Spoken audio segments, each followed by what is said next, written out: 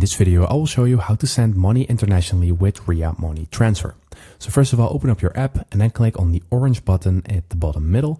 And once you do that, you will have an option to send money. So the first country you will see will always be the country where you have set your home address when you were creating your account.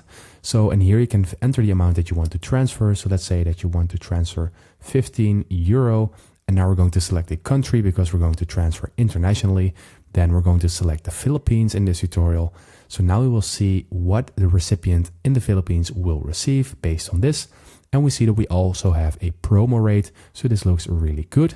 And now we can select if we want to deliver to a bank or a cash pickup or a home delivery or through a mobile wallet. And I'm just going with a bank. So I'm going to enter that and then I can select to pay with Payconic or debit card or credit card. So I'm just going with Payconic as that is €1 all. And then I'm going to click on continue at the bottom. And then from here, you need to enter if you're sending to yourself or sending to someone else.